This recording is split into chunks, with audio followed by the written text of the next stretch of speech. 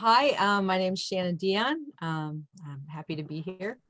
Go ahead and go on to the next. Thank you. This is my piece in the exhibit, Miriams Well.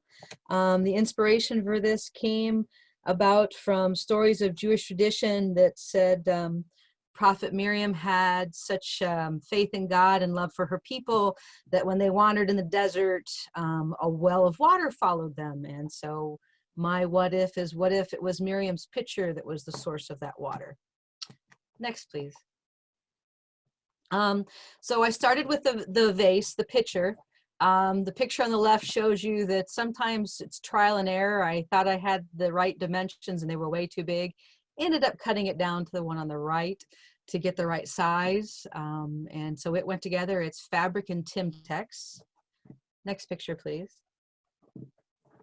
And the base, the water is fabric and a denim inside, denim and then fabric fused onto each side of it, quilted, and then I cut wedges into it and sewed together to give it the shapes that I want it to have to look like water flowing. Next picture, please. So this is where it's been cut and sewn together to give the base of the water. It's just pieces, wedges cut and pulled together and zigzagged to give it the shape I want. And that pool of water on the top was probably the hardest part of the entire thing. Next, please. That's my water. I'm usually used to working with cottons, but I realized to get that look of flowing water, I needed to add other layers. So I started with a sheer base and just kind of added color and embellishment to it to give the view of running water. Next, please. And then you can tell the wire there, that's where the water got wrapped around. It's actually a garden stake that has it's a stick it in the ground with a loop on the top to hold the plant straight. I just ended up finding a way to wedge the loop into the bottom, and it's the one that holds the water and the pitcher up. Next, please. These rocks were originally going to be the weight to hold the water down.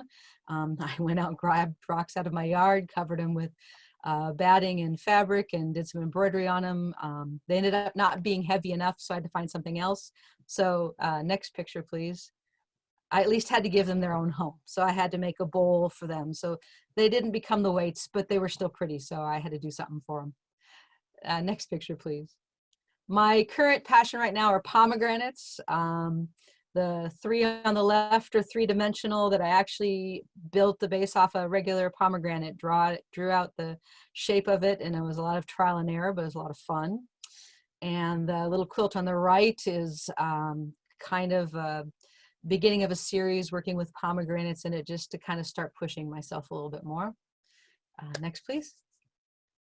And then these are just some of my early playing with three-dimensional art.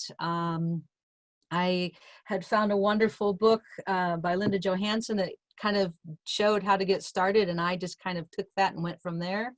I was also inspired by another book by June Barnes, who they both inspired me to say, oh, you know, you can go more than two-dimensional in a quilt, and I've just kind of gone forward.